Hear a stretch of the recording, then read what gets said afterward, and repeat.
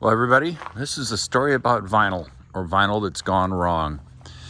Lance hired a fellow to install the vinyl, which he assured me repeatedly was really, really good at the job. And I liked the guy, don't get me wrong. I liked the vinyl siding installer. I thought he was a great guy, enjoyed his company. But recently I had a guy named Paul House, who is a construction inspector. And Paul's specialty, after 3 generations of being an inspector, is to look at homes that have gone wrong. And clearly my house with Lance Jochims has gone wrong. So Paul showed up yesterday and inspected my house. And he came up with some interesting observations. Of course, I have a video of the Cadillac, the 1993 Cadillac. God, that's a sweet car. More on that later. So what Paul looked at was the vinyl siding, which I, of course, know nothing about vinyl siding. I know enough to know when someone's telling me the correct story. So if you look at vinyl siding, it's supposed to move.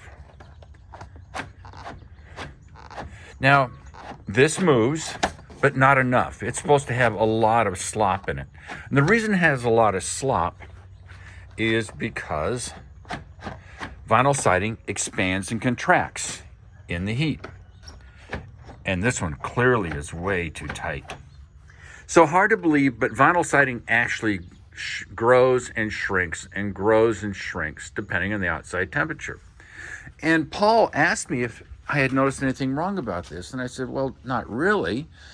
But then I realized that when the sun's coming from the west and shining on here, this obviously gets hot. And I would be inside hanging out, doing stuff, realize I can't live here, and I would hear this popping sound. And Paul immediately said, it's the vinyl. Because when it reaches its limit of expansion, because the way it's improperly nailed, the vinyl starts to pop. So that was a eye-opener. And then we walked around the house and realized Paul's checking all the vinyl siding.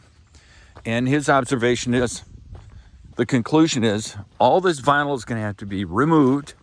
Thank goodness it's easy to remove, and reinstalled correctly. Now, I'm just aghast at this idea because I like it, but let's see if we can see it here. And Paul is an expert. He's an approved expert on this certainteed vinyl siding. If you look up there to the vinyl siding that shingles, see how it's bowed out? That's because it wasn't installed correctly. You can see where it's bowed out there, bowed out there. It's bowing out, and that's because it was not installed correctly. And as I'm looking up here, we're standing here with Paul, and I'm going, oh God, you're right, it's bowed there. It's bowed everywhere. This will all have to be removed. All the siding, front, back, rear sides, top, bottom, it's all gonna be removed. It's gonna have to then be reinstalled. Now, I guess I would have noticed this as time went on, but clearly I'm not a contractor.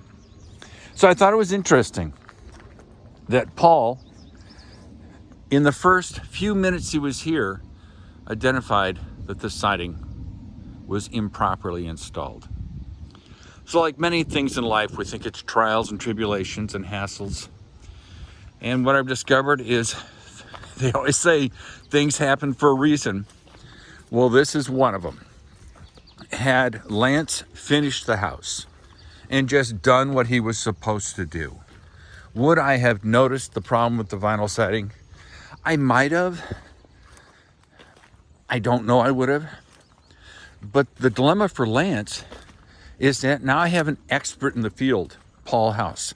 This is what he does. This is his living. This is his profession. He does this all the time.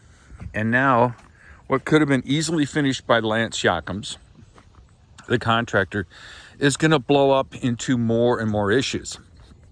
Now, what's good for me is I'll get all the issues resolved. And so I'm sort of grateful in some perverse way that Lance had actually done what he did. So that's today's Paul House story. There'll be more. Bye.